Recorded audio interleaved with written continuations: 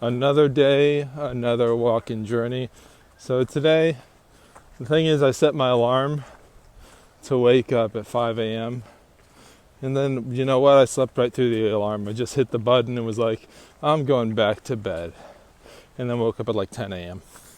I wanted to get some extra time in to walk today, but apparently that didn't happen. So now just walking. Hopefully what I'll be able to do is get the entire lake walk around the lake. That's like 10 kilometers. I calculated that if I want to get this whole journey done within 2 years, I need an average of, I think it was 20 kilometers a day, which is a high number. But if I want to get it done within 1 year, which is a crazy challenge, I need 40 kilometers a day. And I'm nowhere near that now, so we'll see if I pick up my pace later on.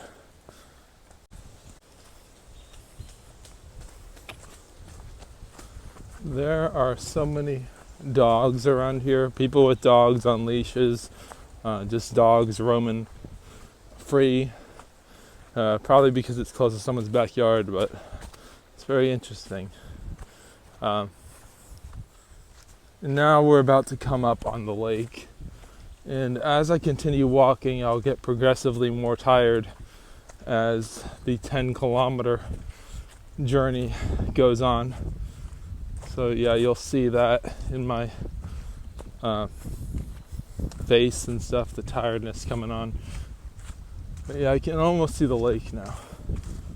And for those of you who are new, I'm busy walking the entire full distance between DC and South Africa, not the actual path, because I'll be across the oceans and multiple borders of countries.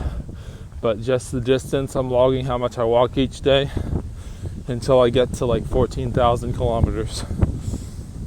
See, in this area where there's not many trees, you can really feel the wind coming across that lake. It's like one big open area. That's why there's so much wind.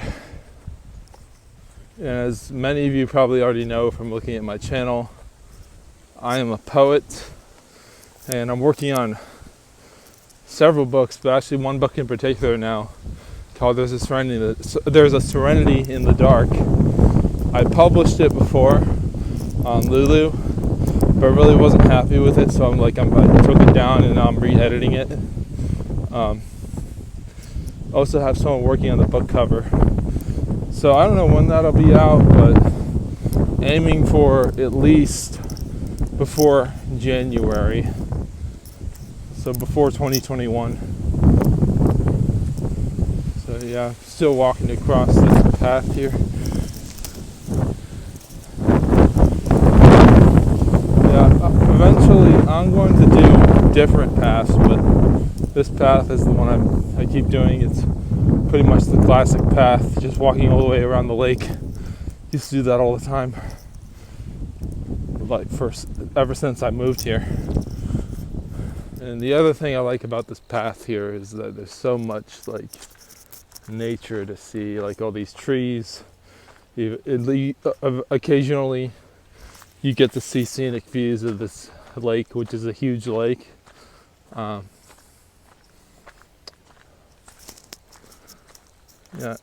I keep thinking about what it would be like to just be like a survival expert and go into the wilderness and just use the stars to navigate to get wherever you're going.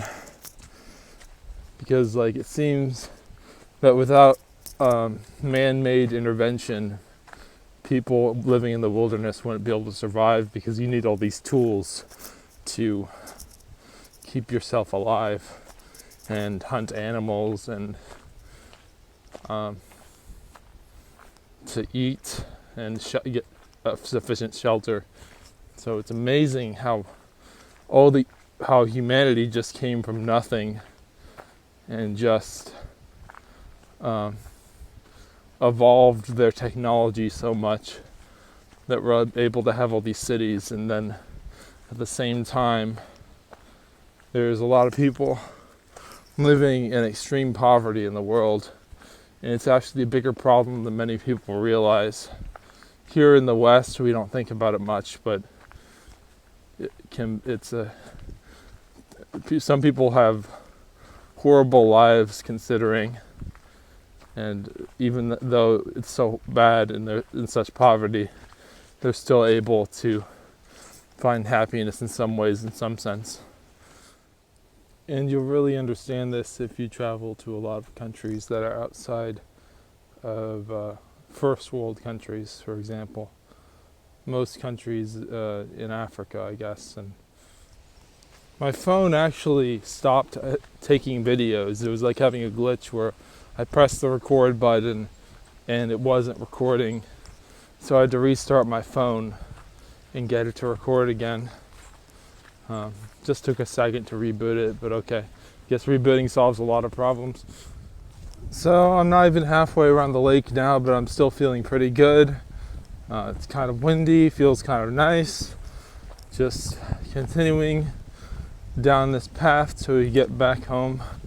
And then maybe I'll do some more walking after that, but I'm not sure. I don't know, maybe I wanted to get like 20 kilometers in today, but we'll see what happens if my legs give out after the 10. Just look at that lake. So I've been doing everything in vertical camera perspective.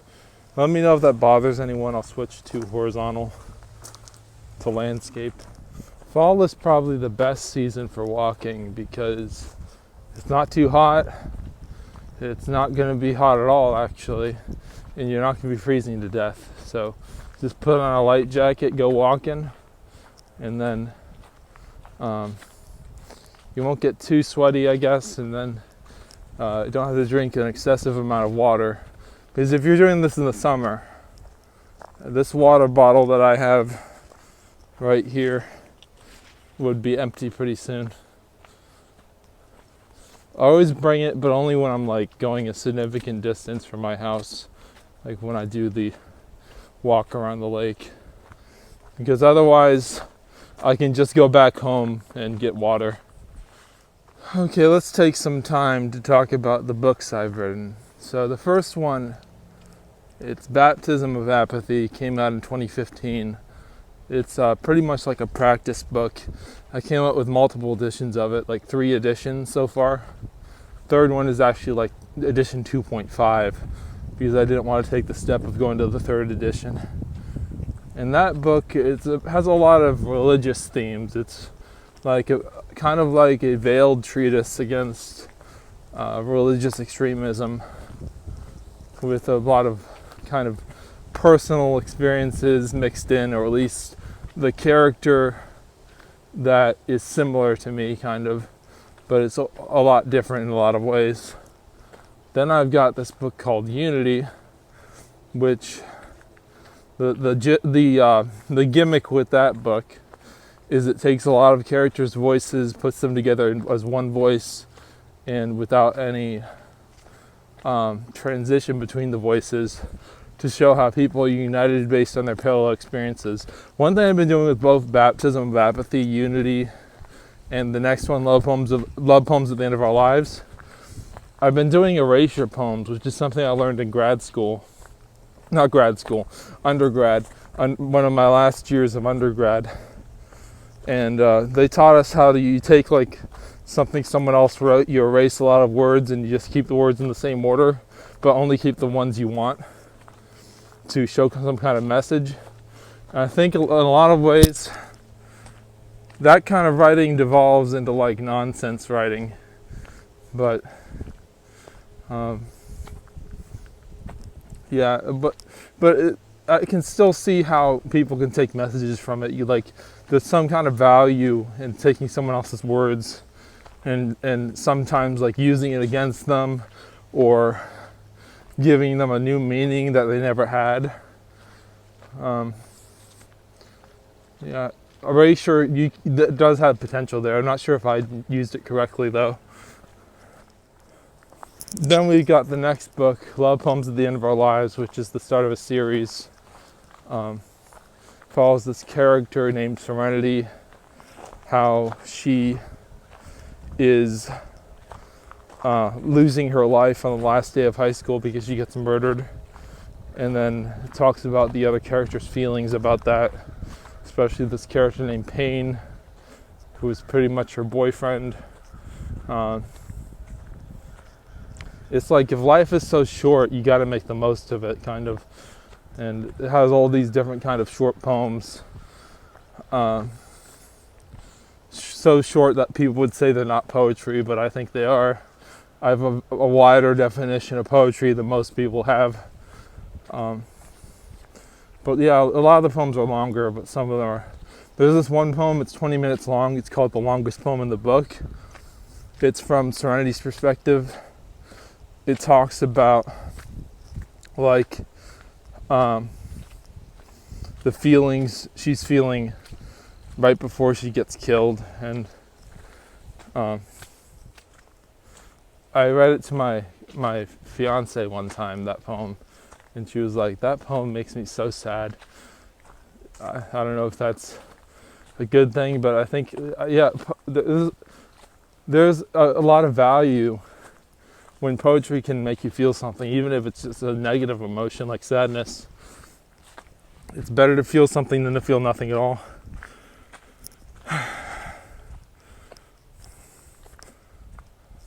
Then we've got the next one, Purity Redeemed, which is a bunch of short poems, pretty much. Some of them just one-liners. It's like a rapid-fire poetry thing. And at the beginning of the book, it follows this character named Purity, who lives in a totalitarian state, and she gives her life sort of like a messiah figure to destroy the totalitarian state she lives in and replace it with something free. And she founds a religion, and you can read all about that if you get that book. It's in the public domain, so like pretty much anyone who gets it can just copy all the pages and post it online. That's the only book I wrote so far that's public domain. And if anyone has any questions or things they want me to talk about, drop the questions in the comments.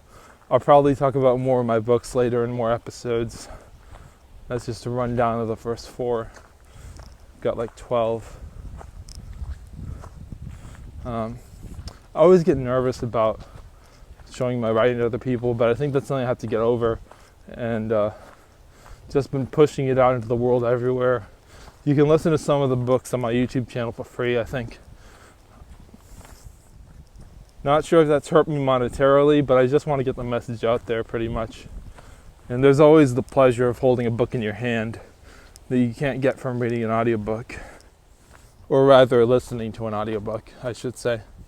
Yeah, and I filled out my unemployment insurance claim on Sunday. I filled it out on Sunday, still waiting. Apparently they're supposed to be mailing me a PIN number, and I'm waiting for that so I can fill out my weekly claims. I think that's the next step. If it's not, that's the most confusing thing ever, to get that thing in the mail. Hopefully they mail it to me, because whenever I call them, they never pick up the line. It's like, please call again later. All representatives are busy assisting other customers. We are about 3 kilometers into the walk.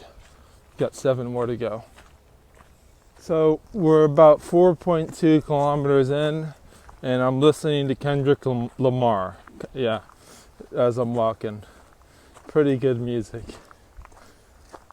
So we're almost halfway across the lake, and I'm surprisingly not tired. Oh, look, we've reached what I consider to be the halfway point along the lake. This is probably the only time I'll ever show this. It's a road up here. It's like a road. There's the lake. And what I'm using to measure my distance while I'm walking is this app called Map My Walk.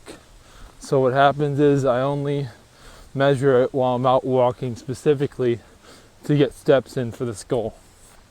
And I have a Fitbit, but I'm not using those steps as to count towards this. So we have come full circle. We're back almost to my house at the entrance to the lake. And I'm still not that tired as I was before. I guess I might be getting stronger or something. But everyone, thank you for watching this video. I'll be back later.